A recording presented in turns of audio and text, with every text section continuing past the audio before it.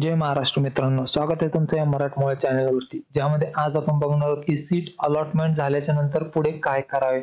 जेव्हा पण तुमचं सीट अलॉटमेंटचं लेटर येतं त्यानंतर पुढे कोणकोणत्या गोष्टी आहेत त्या तुम्हाला माहिती पाहिजे, त्याच आपण बघणार आहोत. तर चला व्हिडिओला सुरू करूया. तर बघा, सीट अलॉटमेंट म्हणजे काय, तर जेव्हा तुम्ही ऑप्शन फॉर्म भरता त्यामध्ये कॉलेजचे नाव वगैरे टाकलेले होते आणि जेव्हा कॅप राऊंडचा रिझल्ट येतो त्यामध्ये तुम्हाला एखाद्या जे पण तुमच्या टक्क्यानुसार कॉलेज लागलेलं आहे तर ते कॉलेजचं नाव तुम्हाला तिथे दाखवलं जातं आणि अलॉटमेंट लेटर तुम्हाला तिथे दाखवलं जातं. तर बघा, त्यानंतर तुम्हाला काय करायचं, जेव्हा सीट अलॉट होतं तर त्यानंतर तुम्हाला 3 ऑप्शन येतात. बघा, त्यामध्ये येतं ऑटो फ्रीज किंवा फ्रीज आणि नॉट फ्रीज. बघा, याचा अर्थ काय, ऑटो फ्रीज म्हणजे काय की तुम्हाला 3 ऑप्शन मिळाले. समजा तुम्ही कॉलेजचे नाव टाकलेले, समजा 5 कॉलेजचे नाव टाकलेले होते तिथे, तर त्यापैकी जर पहिल्या नंबरचं कॉलेज जर तुम्हाला लागलं तर ते ऑटो फ्रीज होऊन जातं, म्हणजे तुम्हाला तिथेच ऍडमिशन घ्यावं लागतं. जेव्हा तुम्हाला पहिलं कॉलेज लागतं लिस्ट मधलं तर तिथेच तुम्हाला ऍडमिशन घ्यावं लागेल आणि जर तिथे नाही घेतलं तर तुम्ही कॅप राऊंड मधून बाहेर पडता आणि तुम्हाला मग मॅनेजमेंट किंवा अगेन्स्ट कॅप ऍडमिशन करावं लागेल.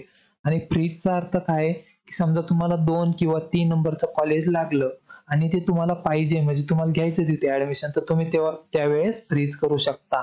मग तुम्ही तिथे ऍडमिशन घ्यायला जाऊ शकता ओरिजिनल डॉक्युमेंट घेऊन.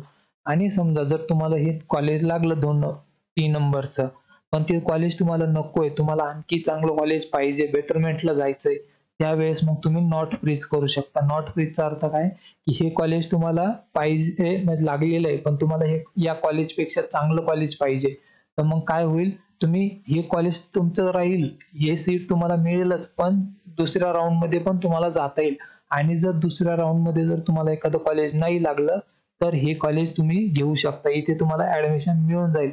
पण लक्षात असू द्या की इथे तुमचं हे कॉलेज लागलेलं होतं, पण दुसऱ्या राऊंड मध्ये जर तुम्हाला एखादं कॉलेज लागलं तर त्याच कॉलेजला ऍडमिशन घ्यावं लागेल. हे कॉलेज तुमचं निघून जाईल, ऑटोमॅटिक निघून जातं.